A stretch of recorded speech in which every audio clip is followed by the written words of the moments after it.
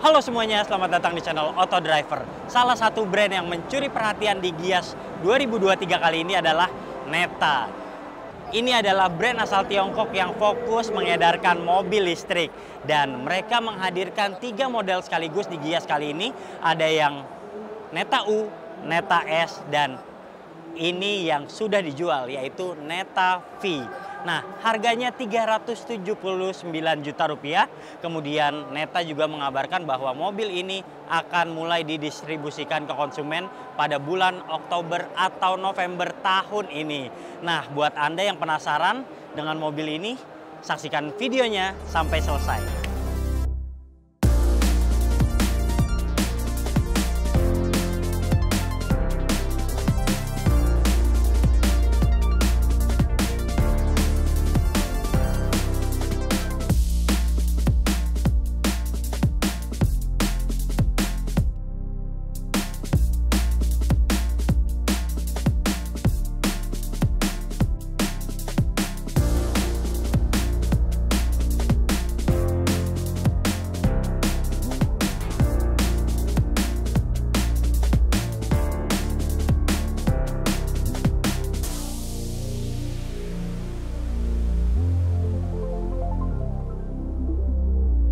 Neta V ini bermain di kelas crossover, tapi di pasar Indonesia belum ada lawannya. Karena sama-sama kita ketahui lawan terdekat adalah Kona EV dan memiliki dimensi yang sedikit lebih besar.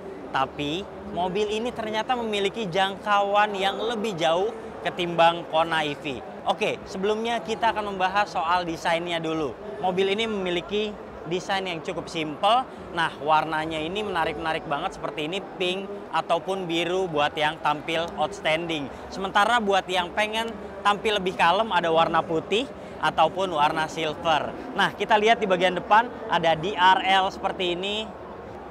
Dan kita lihat di bagian bawah ada underguard yang sudah mencirikan sebuah crossover. Mobil ini memiliki ground clearance 130 mm sehingga mampu diajak setidaknya ke jalanan yang rusak di Indonesia. Oke, kita lihat tampilan depannya begitu simpel. Ada logo Neta seperti ini. Sama seperti mobil listrik lainnya tanpa grill yang besar untuk udara. Nah, di bagian samping Anda akan menemukan velg yang satu warna seperti ini. Ringnya 16. Kemudian kita lihat bannya ini Cylon. Oh iya, sebelumnya saya mau informasi juga kalau yang model awal-awal ini masih CBU ataupun langsung dibawa dari Cina. Sementara nanti tahun depan rencananya mereka memproduksi di dalam negeri sehingga mungkin saja harga jualnya akan lebih murah. Langsung ke bagian samping. Inilah tampilannya. Namun berbeda dengan crossover lainnya, dia tidak dilengkapi dengan roof rail pada bagian atas. Hanya ada underguard saja di bagian bawah supaya tidak gampang lecet. Nah, kalau yang paling menarik menurut saya justru di bagian belakang ataupun potongan belakang ini. Anda mungkin ingat kalau Kia sudah menghadirkan lampu yang mirip seperti ini. Tapi di Neta ini dengan porsi yang lebih kecil dan hasilnya membuat tampilannya jadi lebih keren. Ayo kita lihat di bagian belakang fullnya. Ya, langsung ke belakang kita melihat di sini ada 2 titik sensor sehingga kalau mundur mungkin akan berbunyi, dan di sini sudah dilengkapi dengan defogger. Stop lampnya juga ada, sayangnya belum dilengkapi dengan wiper belakang. Lampunya cukup besar, kemudian logo Neta, dan ini ada logo V-nya. Simple banget di bagian belakang. Sekarang kita langsung buka aja bagasinya. Ternyata tidak otomatis, harus ditekan dan dibantu tarik. Nah, ini dia kapasitas bagasi belakang Neta V. Ukuran standar 335 liter. Sementara buat Anda yang butuh space lebih besar, tinggal melipat kursi baris kedua ini sehingga mendapatkan lebih banyak space mencapai 552 liter. Tentu akan bagus untuk menaikkan barang lebih banyak ataupun koper besar buat Anda yang suka traveling menggunakan mobil. Mobil ini rasanya cukup layak. Ayo kita langsung masuk aja ke bagian dalam, ada apa saja.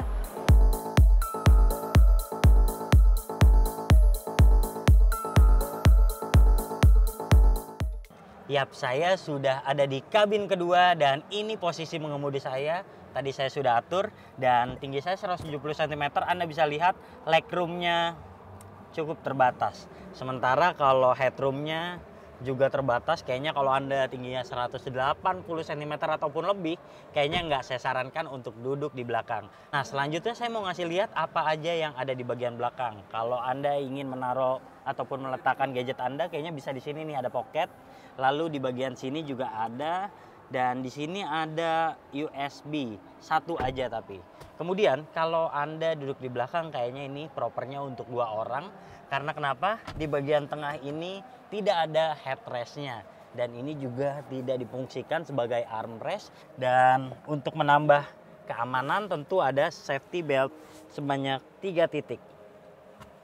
Ya, walaupun di bagian belakang ini menurut kami tidak proper untuk dihuni 3 orang dewasa, tapi Neta juga masih menghadirkan safety belt 3 titik untuk penumpang yang duduknya di tengah. Walaupun demikian, ini rasanya kurang nyaman karena ini flat banget, dan dia kalau orangnya tinggi kayaknya nggak nyaman banget karena headrestnya nggak ada. Di bagian samping ini simple banget.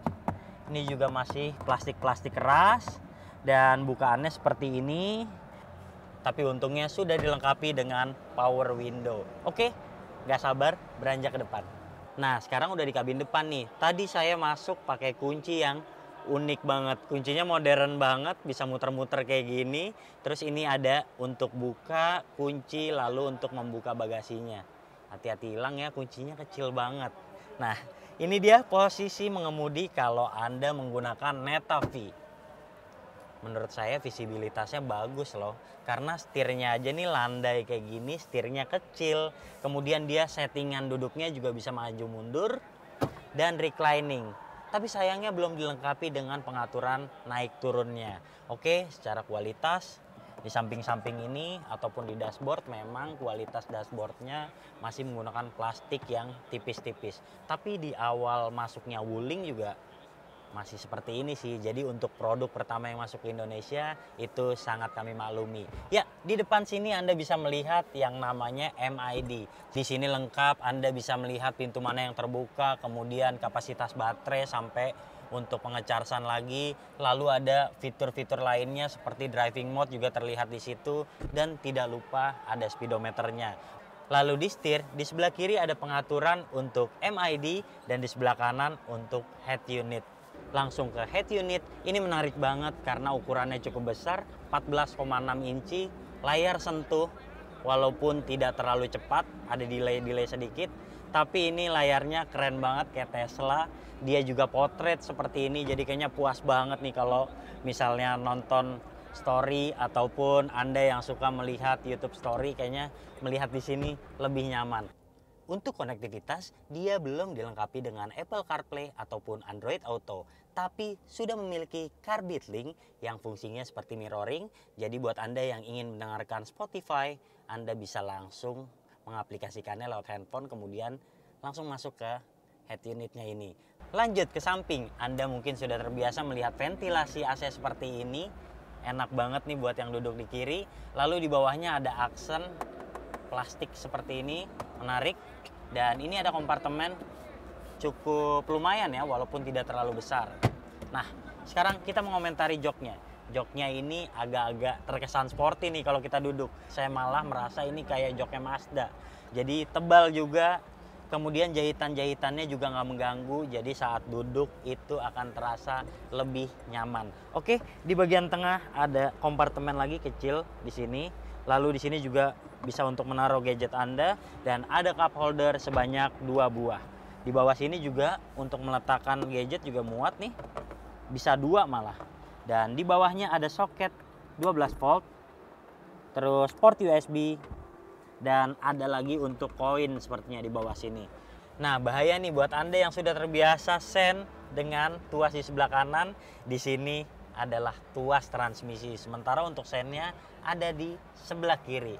Ini aja kalau Anda mau lihat headroomnya, saya 170 cm, dapatnya segini. Terus kalau Anda ingin mentokin lagi ke belakang, tentunya belakang nggak akan nyaman, tapi ini sudah nyaman untuk orang yang mungkin 180 cm ke atas.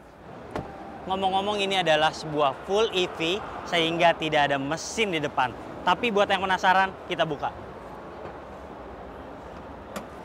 Ini dia, polos seperti ini, tidak ada peredam, dan Catnya tidak terlalu rapih, tapi dia membenamkan baterai sebesar 40,7 kWh yang sanggup memiliki tenaga sampai 95 PS, kemudian torsinya mencapai 150 Nm. Nah, yang menarik dari mobil ini, dia jangkauannya diklaim mencapai 401 km jaraknya. Artinya lebih jauh ketimbang Kona EV yang notabene memiliki dimensi lebih besar dan harga jauh lebih mahal.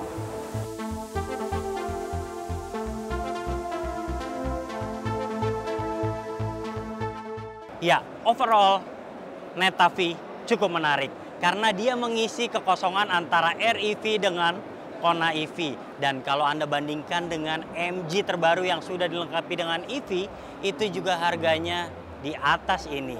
Jadi buat Anda yang penasaran ingin memiliki mobil listrik, kemudian budgetnya 300 jutaan, kayaknya ini bisa dipertimbangkan. Apalagi Neta Auto Indonesia menjanjikan bahwa di tahun ini mereka akan membuka 4 dealer. Kemudian dia juga memiliki garansi yang cukup panjang, untuk baterainya 8 tahun. Dan untuk keseluruhan dia memberikan garansi selama 5 tahun. Jadi demikianlah hasil first impression kami terhadap Neta V. Jika Anda suka video ini, jangan lupa klik like, subscribe, serta tulisan komen di kolom komentar. Main-main juga ke website kami di www.autodriver.com. Sementara buat Anda yang belum, jangan lupa download aplikasi kami di Google Play Store. Terima kasih Anda sudah menyaksikan video ini dan sampai jumpa di video kami selanjutnya.